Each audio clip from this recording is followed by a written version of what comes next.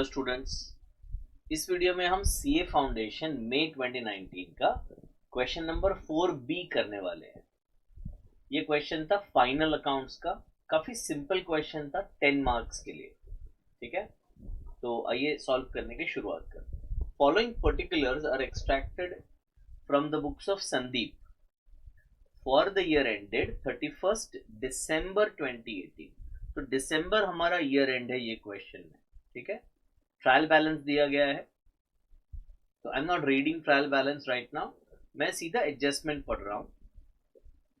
जैसे कि आपको मालूम है कि फाइनल अकाउंट्स का क्वेश्चन अगर करना है तो जहां पे भी एडजस्टमेंट है ट्रायल बैलेंस में, वहां पे आपको डॉट लगाना चाहिए। ओके, क्लोजिंग स्टॉक, इसके दो इफेक्ट होते हैं, एक हम ट्रेडिंग अकाउंट में लिखेंगे और दूसरा हम बैलेंस शीट के एसेट साइड पे लिखेंगे। Salary of 100 and tax of 200 are outstanding. तो सैलरी और टैक्सेस, इस पे आप एक एक डॉट लगाइएगा। Whereas insurance of 50 is prepaid, तो ये टैक्स एंड इंश्योरेंस पे दूसरा डॉट लगाइएगा, दो एडजस्टमेंट होंगे वहां। कमीशन रिसीव्ड इन एडवांस ₹100, तो ये कमीशन जो 500 है उधर एक डॉट लगाइएगा। इंटरेस्ट अक्रूड ऑन इन्वेस्टमेंट, ऊपर अगर इनकम साइड पे इंटरेस्ट है नहीं है तो फिर डॉट नहीं लगा सकते हैं। जब एडजस्टमेंट का पोस्टिंग करेंगे तब मैं उसका इफेक्ट आपको अच्छे से समझाऊंगा। Interest on overdraft unpaid is 300। Reserve for bad debt 1000 रुपया रखना है और फर्नीचर पे डेप्रिसिएशन 10%। तो डेटर्स पे आप एक डॉट लगाएंगे और फर्नीचर पे आप एक डॉट लगाएंगे। You are required to prepare final account after making above adjustments. तो आपको ये फॉर्मेट बना के रखना है, पहले trading account, PNL account and balance sheet, ये फॉर्मेट रेडी रखना है और फिर हम उसको सॉल्व करने की शुरुआत कर रहे हैं। ठीक है, give me just 1 second. Okay great, तो अब क्या करते हैं, अब 1 by 1 पोस्टिंग करते हैं। कैश इन हैंड, तो कैश इन हैंड हमारे बैलेंस शीट के एसेट साइड पे चला जाएगा। Cash in hand balance sheet, थोड़ा सा ऊपर से जगह छोड़िएगा। फिक्स्ड एसेट्स को शुरुआत में लिखते हैं, उसके बाद करंट एसेट्स लिखते हैं। तो कैश इन हैंड आपका हो गया 1500। नेक्स्ट है परचेजेस। परचेजेस के साथ परचेज रिटर्न भी है, तो परचेजेस को मैं इनर कॉलम में लिखने जा रहा हूं 12000 रुपये। फिर सेल्स रिटर्न, तो क्रेडिट साइड पे सेल्स रिटर्न, तो क्रेडिट साइड पे मैं सेल्स में से लेस करूंगा सेल्स रिटर्न, तो -1000। बच्चों एक चीज मैंने नोट किया एज अ टीचर कि जब लेस करना होता है ना, तो अगर ब्रैकेट नहीं करते हैं तो गलती से जब आउटर कॉलम में टोटल लिखना है तो ऐड कर देते हैं। तो आपको ये चीज ध्यान रखनी है कि आप सिर्फ लेस मत लिखो, फिगर में ब्रैकेट भी करो। अगर ब्रैकेट करोगे तो गलती से भी आप ऐड नहीं करोगे। ठीक है, तो सेल्स रिटर्न को हमने क्रेडिट साइड पे लेस कर दिया। सैलरीज, इसको हम पीएनएल में लिखेंगे, तो आपका पीएनएल में इनर कॉलम में लिखा जाएगा सैलरीज 2500। दूसरी एक चीज, फिगर जब आप लिखो keep a scale in the question, नहीं तो गलती से ऊपर वाला या नीचे वाला फिगर हम ले लेते हैं। टैक्सेस एंड इंश्योरेंस पीएनएल में लिखा जाएगा अंदर के कॉलम में, और इधर 2 रो हम ब्लैंक छोड़ेंगे। फिर बैड डेट 500 रुपीज, अगेन 2 रो ब्लैंक छोड़ेंगे। डेटर्स, इसको बैलेंस शीट में लिखेंगे और इनर कॉलम में लिखेंगे डेटर्स 5000। उसके बाद इन्वेस्टमेंट 4000, डेटर के ऊपर लिखा जाएगा 4000 इन्वेस्टमेंट। उसके बाद opening stock, opening stock trading account के डेबिट साइड पे लिखेंगे, opening stock trading account debit side 1400। फिर है ड्रॉइंग्स, ड्रॉइंग्स को हम कैपिटल से माइनस करने वाले हैं, तो कैपिटल अकाउंट में less drawings 2000 rupees.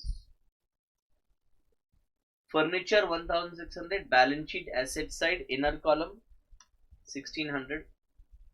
Bill receivable, again balance sheet asset side, उसमें कोई एडजस्टमेंट नहीं है तो हम उसको सीधा बाहर लिख देंगे, बिल रिसीवेबल 3000।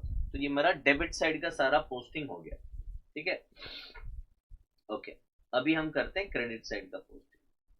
कैपिटल, तो capital 16,000, balance sheet asset side, balance sheet liability side, bank overdraft 2000, balance sheet liability, inner column में लिखा क्योंकि एक इंटरेस्ट का एडजस्टमेंट है आउटस्टैंडिंग। फिर सेल्स, तो सेल्स हम लिखेंगे ट्रेडिंग अकाउंट की क्रेडिट साइड पे, इनर कॉलम में 9,000। अब एक और चीज याद रखो, बहुत बार देखा गया है कि बच्चे इनर कॉलम में लिखते हैं और टोटलिंग करने के टाइम फिगर्स को बाहर लिखना भूल जाते हैं और इसकी वजह से सम टैली नहीं होता। जैसे ही आपको पता चल गया कि ये वाला जो ट्रांजैक्शन है कंप्लीट हो गया, जैसे यहाँ पे सेल्स है, तो सेल्स में और कोई एडजस्टमेंट नहीं है, तो अब भी टोटल बाहर कर दो आप 8,000 रुपए। ठीक है, आगे परचेज रिटर्न 2000, तो ट्रेडिंग के डेबिट में लेस करेंगे, अगेन 12 में से 2 माइनस कर दूंगा, 10,000 बाहर लिख दूंगा। फिर आगे रिजर्व फॉर बैड डेट। अब जो bad debt reserve trial balance में है उसको हम कहते हैं ओपनिंग प्रोविजन। ओपनिंग प्रोविजन को हम रिवर्स कर देते हैं, अभी जरूरत नहीं है, नया प्रोविजन हम नया क्रिएट करेंगे जो एडजस्टमेंट में बोला है। तो ओपनिंग प्रोविजन को पीएनएल में लेस कर दिया जाता है, लेस ओल्ड प्रोविजन, तो लेस 1000। ठीक है, क्रेडिटर्स बैलेंस शीट में 2,000 रुपया बाहर लिख दिया। फिर कमीशन, ये हमारा इनकम है, तो पीएनएल अकाउंट में क्रेडिट साइड पे हमने लिख दिया 500। बिल्स पेबल हमारी लायबिलिटी है, तो उसको हमने लिख दिया बैलेंस शीट लायबिलिटी में 2,500। ओके, अभी एडजस्टमेंट, पहला क्लोजिंग स्टॉक 4,500। इसकी दो इफेक्ट, ट्रेडिंग अकाउंट के क्रेडिट साइड पे क्लोजिंग स्टॉक 4,500 और बैलेंस शीट के एसेट साइड पे क्लोजिंग स्टॉक 4,500। ओके, चलिए 100 रुपया सैलरी पे करना बाकी है, तो अब मैंने बोला था कि मैं एडजस्टमेंट समझाऊंगा, अभी समझा रहे हूं। तो इफेक्ट क्या है, सैलरी में हम ऐड करेंगे 100 रुपया, क्योंकि वो इस साल का एक्सपेंस है और अभी तक हमने उसको पे नहीं किया है। ये जो 2,500 है ये पेड है, 100 रुपीज इस साल का एक्सपेंस है, तो इस साल के पीएनएल में आना चाहिए, तो 2,500 में हम 100 ऐड करेंगे और बाहर लिख देंगे 2,600। और दूसरा इफेक्ट होगा, क्या हमने सैलरी पे किया है 100 रुपया, नहीं पे किया है, तो वो हमारी लायबिलिटी है, तो बैलेंस शीट के लायबिलिटीज में आएगा 100 रुपीज। सो इफेक्ट है add to expense and balance sheet liability. Same way taxes 200 देने के बाकी हैं, तो टैक्सेस 200 ऐड करेंगे और टैक्सेस बैलेंस शीट लायबिलिटीज में शो करेंगे। ठीक है, अभी आ जाता है इंश्योरेंस प्रीपेड, यानी इस साल हमने नेक्स्ट ईयर का 50 रुपया दे दिया है, तो ये जो इंश्योरेंस का अमाउंट है ये इसमें अलग से नहीं है, पर टैक्सेस एंड इंश्योरेंस साथ में, तो इसमें से 50 रुपए नेक्स्ट ईयर के हैं, तो इस साल के नहीं है, तो निकालो भाई इसमें से, तो -50 कर दिया हमने। और ये जो टोटल है 500 + 200 -50 यानी कि 650 हमने बाहर लिख दिया। प्रीपेड अगर कुछ होता है नेक्स्ट ईयर का है, तो वो करंटली हमारे लिए एसेट है, नेक्स्ट ईयर हमारे लिए वो एक्सपेंस होने वाला है, तो करंट ईयर बैलेंस शीट में हम लिखेंगे प्रीपेड इंश्योरेंस 50 रुपए। ठीक है, अब आ जाते हैं commission received in advance. Income हमें एडवांस में मिल गया है, पैसे मिल गए हैं, पर वो इस साल का इनकम नहीं है, अभी हमने सर्विस देना बाकी है, काम करना बाकी है, तो वो हमारी इस साल की इनकम नहीं है, वो नेक्स्ट ईयर की इनकम है। तो ये जो कमीशन 500 रुपया मिला है, इसमें से हम 100 रुपया माइनस कर देंगे, 400 रुपया बाहर लिखेंगे एंड 100 रुपीज हम लायबिलिटीज में लिखेंगे। लायबिलिटी में इसलिए क्योंकि ये नेक्स्ट ईयर हम इनकम में डालेंगे। ओके, चलिए next, interest accrued on investment. अब कंफ्यूज मत करो, इंटरेस्ट वर्ड यानी एक्सपेंस ऐसा नहीं है, इन्वेस्टमेंट पे इंटरेस्ट हमारा इनकम होता है और लोन पे इंटरेस्ट हमारा एक्सपेंस होता है। तो इधर क्या लिखा है देखो, इंटरेस्ट अक्रूड ऑन इन्वेस्टमेंट, यानी हमने कुछ इन्वेस्टमेंट किया है और उसका इंटरेस्ट अभी मिलना बाकी है, मिला ही नहीं है, तो ये तो इनकम हुआ इस साल का, तो इधर पीएनएल में इनकम में हमने लिख दिया 210 रुपया, और ये लेने का बाकी है, पैसे लेने बाकी हैं, एसेट है हमारे, तो बैलेंस शीट एसेट साइड पे हमने लिख दिया 210 रुपया।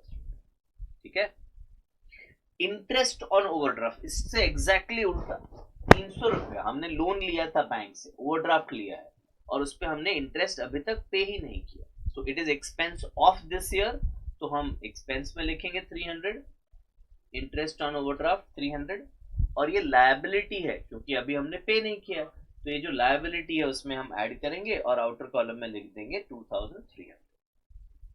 फर्नीचर पे डेप्रिसिएशन चार्ज करना है, 10% चार्ज करना है। अच्छा, एक रिजर्व का भूल गया मैं, तो पहले कर लेते हैं। Reserve for bad debt is to be kept at 1000, तो नया प्रोविजन भी 1000 ही रखना है, ये प्रोविजन का अमाउंट हमें दे दिया है, तो जो न्यू प्रोविजन है हम पीएनएल में इसको ऐड कर देंगे। ऐड न्यू प्रोविजन, ये करंट ईयर का प्रोविजन है, तो ये 500 माइनस 1000 प्लस 1000, नेट अमाउंट आ जाएगा बाहर 500, और डेटर्स में से हम 1000 माइनस करेंगे, 4000 आउटर कॉलम में लिख देंगे। ठीक है बेटा, तो न्यू प्रोविजन के दो इफेक्ट, एक ऐड टू एक्सपेंस और दूसरा बैलेंस शीट में डेटर्स में से लेस करें। फर्नीचर पे 10% डेप्री करना है, 5% नहीं करना है, 10% करना है, तो 1600 का 10% होता है 160, ये अगर हम माइनस करें 1600 माइनस 160 तो आ गया 1440। बच्चे इसका सेकेंड इफेक्ट भूल जाते हैं, तो सेकेंड इफेक्ट आएगा प्रॉफिट एंड लॉस अकाउंट में डेप्रिसिएशन ऑन फर्नीचर 160। ओके, तो बहुत ही इजी क्वेश्चन था, एज आई सेड अर्लियर, कोई ज्यादा ट्रिकी चीजें है ही नहीं इसमें, तो अभी टोटलिंग करने का काम कर लेते हैं फटाफट। सो क्रेडिट साइड बड़ा है 8000 और 4500, तो क्रेडिट साइड आ गया 12500 माइनस 1400 माइनस 10000, तो 1100 का आपका ग्रॉस प्रॉफिट है। ओके, ग्रॉस प्रॉफिट को हम नीचे लेके आए 1100 रुपया, और आपको दिख रहा है अभी लॉस है, तो 2600 प्लस 650 प्लस 500 प्लस 300 प्लस 160, तो 4210 ये आपका डेबिट का टोटल है। इसमें से 1100 माइनस किया, 400 माइनस किया, 210 माइनस किया, तो 2500 ये आपका लॉस है, लॉस हो गया 2500 रुपए का। तो लॉस को हम कैपिटल में से लेस करेंगे बेटा, लेस करेंगे 2500। अभी इधर टोटल का फॉर्मूला मैंने दे के रखा है, एसेट का टोटल आ रहा है 18700, अब ये इनका टोटल हम कर लेते हैं, सो 16000 प्लस 2000 और माइनस 2500, तो 15500 मैं यहाँ पे लिखने जा रहा हूँ, आई एम सॉरी, 16000 माइनस 2000 और माइनस 2500, तो ये 11500 बाहर लिखूंगा मैं, और ये 18700 से मेरा बैलेंस शीट टैली हो गया। ठीक है, तो आई होप आपको ये भी वीडियो समझ में आया होगा। हम पास्ट पेपर्स के सारे वीडियोस बना रहे हैं, हर साल के 4 साल के वीडियोस ऑलरेडी बन चुके हैं, तो आप ये वीडियो को ज़रूर शेयर करिएगा अपने दोस्तों के साथ। अगर आपको पसंद आया हो तो ये वीडियो लाइक करिएगा। लाइक करने का ऑब्जेक्टिव क्या है कि अगर आप लाइक करते हैं तो यूट्यूब को पता चलता है कि ये वीडियो आपके लिए हेल्पफुल था, तो बाकी लोग जब सर्च करेंगे तो ये वीडियो उनको रेकमेंड किया जाएगा। ठीक है, thank you so much, wishing you all the best, take care, bye bye.